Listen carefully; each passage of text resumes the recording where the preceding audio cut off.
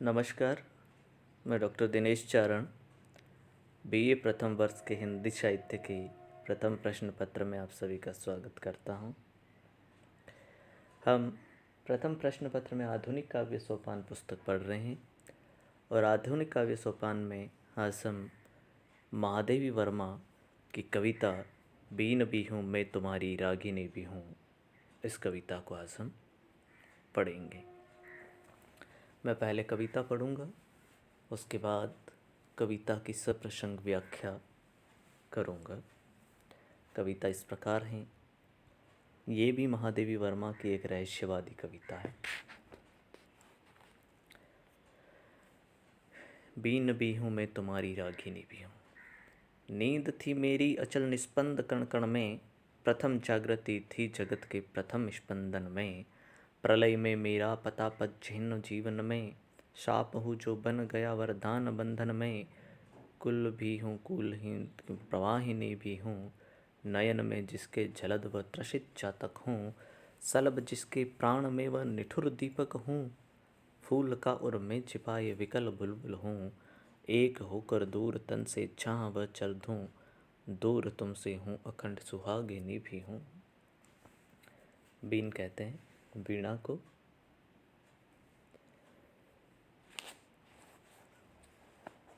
अनेक प्रतीकों के सहारे महादेवी अपनी जीवात्मा का परमात्मा के साथ सनातन प्रेम, शाश्वत प्रेम का बंधन स्वीकार कर रही हैं कि प्रियतम और मैं पृथक रहकर भी सदा के लिए एक है। महादेवी ईश्वर के साथ अटूट बंधन स्वीकार कर रही है और कहते हैं कि हे प्रभु, बीन भी हूँ मैं तुम्हारी रागिनी भी हूँ, मैं तुम्हारी वीणा भी हूँ जिसे तुम चाहो जैसे बजा सकते हो, और उससे निकलने वाली मधुर रागिनी भी हूँ जो निरंतर तुम्हें रिसाने का प्रयत्न करती रहती है। नींद थी मेरी अचल निष्पंद कण कण में, और प्रथम जागृति थी जगत के प्रथम स्पंदन में, प्रलय में मेरा पता पच्चिन्ह जीवन में, साप हूँ जो बन गया वरदान बंधन में, कुल भी हूँ कुलहीन प्रवाहिनी भी हूँ। हे ईश्वर, मेरी नींद शाश्वत एवं शांत कण कण में परिव्याप्त थी, किंतु जैसे ही इस संसार में प्रथम गति स्पंदन होने लगा तो उससे पहले आपके वियोग में मैं ही जागृत हुई। अगर आप मेरा पता जानना चाहते हैं तो मेरा पता यह है कि प्रलय के पश्चात उसमें लगे पैरों के चिन्ह के रूप में मेरा अस्तित्व है, अर्थात मेरे जीवन में प्रलय के बाद पज्झिन्नों के अवशेष ही रह गए हैं, इसके अलावा कुछ नहीं है। हे प्रभु, मैं एक ऐसे सांप के समान हूँ जिसे आपके संग बंधन में बंधने का वरदान प्राप्त हुआ है, अतः मैं बहती हुई नदी को वश में करने का किनारा भी हूँ, तो मर्यादाहीन होकर बहने वाली प्रवाहिनी भी हूँ, जिसके जीवन का लक्ष्य केवल आपके विराट व्यक्तित्व में विलयन होना है, मिल जाना है। नयन में जिसके जलद व त्रसित चातक हूँ, सलभ जिसके प्राण में व निठुर दीपक हूँ, फूल का और मैं छिपाए विकल बुलबुल हूँ, एक होकर दूर तन से छाँ व चल हूँ, दूर तुमसे हूँ अखंड सुहागिनी भी हूँ। नयन कहते हैं आँख को, शलभ कहते हैं पतंग को, पतंगा। प्रतीकों का सहारा लेती कवियत्री आगे लिखती है, प्रियतम, मैं एक ऐसे चातक पक्षी के समान हूँ जिसके नेत्रों में जलद विद्यमान है, फिर भी वह प्यासा का प्यासा है। उसे केवल स्वाति नक्षत्र के अमृत बूंद रूपी प्रिय के प्रेम रस की तलाश है। मैं एक ऐसे दीपक की भांति हूँ जिसके प्राणों में पतंग जल रहा है, फिर भी वह निरंतर निष्ठुरता कठोरता के साथ जले जा रहा है। मैं गुलाब के फूल की चाह में उसके कांटों को हृदय में दबाए व्याकुल बुलबुल हूँ, जिसे केवल फूल से प्रीति है, कांटों की परवाह नहीं। इस प्रकार विभिन्न उदाहरणों से स्पष्ट करते हुए महादेवी कह रही है, हे प्रभु, आप और मैं एक तन है, फिर भी मैं तुम्हारे से पृथक रहकर तुम्हारी प्रतिच्छाया के समान तुम्हारे साथ निरंतर चलने वाली प्रतिच्छाया हूँ। अतः मेरी प्रियवर, मैं भले ही तुमसे दूर रहूँ या हूँ, किंतु अखंड सौभाग्यवती होने का मुझे गौरव प्राप्त है, अर्थात हम दोनों दो तन एक जान हैं, और यही मेरे सौभाग्य का सबसे प्रबल प्रमाण है। आगे कवियत्री कहती हैं, कि आग हूँ जिससे ढुलकते बिंदु हिमचल के, शून्य हूँ जिसको बिछे हैं पांवड़े पल के, पुलक हूँ वह जो पला है कठिन प्रस्तर में, हूँ वही प्रतिबिंब जो आधार के उर में, नीलगन भी हूँ सुनहली दामिनी भी हूँ। महादेवी वर्मा परमात्मा से अपना विभिन्न प्रकार के अटूट अंश अंश का संबंध जोड़ते हुए कह रही हैं कि मैं आपसे पृथक होने के बाद विरह की आग हूँ जो निरंतर आपके वियोग में प्रज्वलित है। इस आग की विचित्रता यह है कि इसके जलने से आंसू रूपी हिम के जल बिंदु ढुलकते हैं। मैं उस शून्य के समान हो गई हूँ जिसकी आंखों के पलक पावड़े क्षण प्रति क्षण तुम्हें पाने के लिए बिछे रहते। मैं उस कोमल आनंद सुख के समान हूँ जो सांसारिक कठोर पत्थरों रूपी कठिनाइयों कष्टों के बीच पल कर बड़ा हुआ है। इस तरह है प्रियतम, मैं उसी प्रतिबिंब के समान हूँ जो आधारभूत मनुष्य के हृदय में हुआ करता है।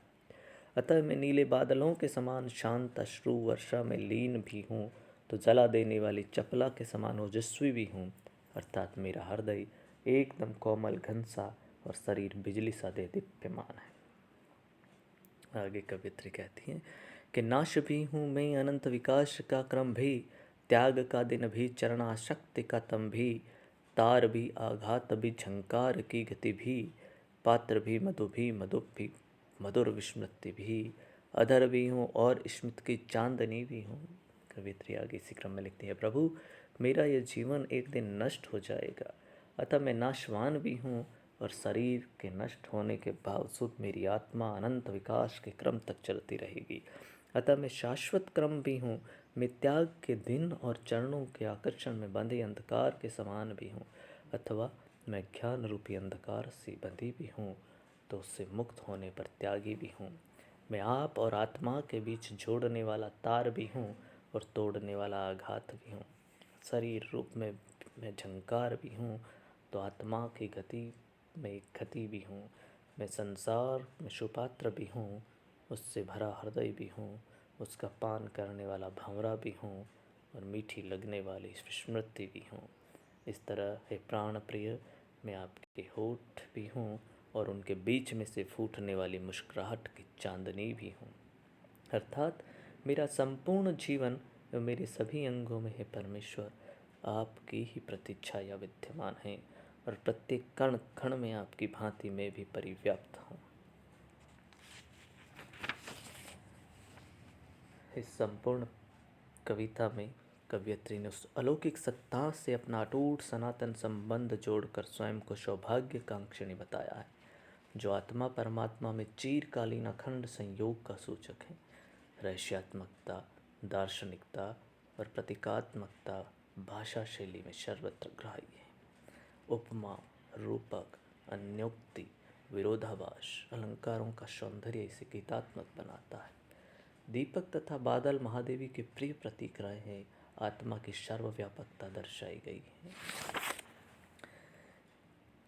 विभिन्न उदाहरणों से आत्मा व परमात्मा के बीच एक सूत्रता पिरोई है कि भले ही संसार में उसे हजारों आकर्षक वस्तुएं मिल जाए, परंतु सत्ता के अभाव में आत्मा निरंतर विरह दग्ध बनी रहती। पहले पद में विरोधाभास अलंकार तथा दूसरे पद की चौथी पंक्ति में अनुप्रास अलंकार का सौंदर्य दर्शनीय है। रहस्यवादी भावना में दार्शनिकता और प्रतीकात्मकता सहज ही द्रष्टव्य है।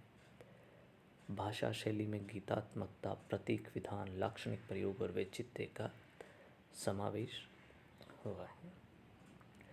इस पूरी कविता में हम देखते हैं कि महादेवी वर्मा ने एक अनाम अदृश्य रहस्यवादी सत्ता से अपना संबंध जोड़ा है और उसके प्रति वो जिस रूप में समर्पित हैं वह रूप प्रतीकों के माध्यम से यहाँ कवयित्री ने दिखाया है।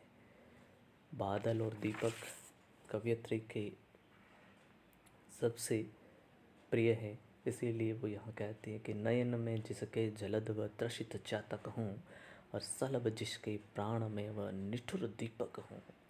वो दीपक और जलद दोनों इस कविता में आए हैं। अपने आप को कवयित्री यहाँ अखंड सुहागिनी भी मानते हैं कि जिस प्रियतम से उसका लगाव है, जुड़ाव है, वो हमेशा उसके लिए बना है और वो अब स्वयं को सुहागन के रूप में मानती है। कवियत्री का आसक्ति भाव अपने प्रियतम के प्रति इस पूरी कविता में हमें देखने को मिलता है। एक अदृश्य सत्ता के प्रति रहस्यानुभूति बनी हुई है।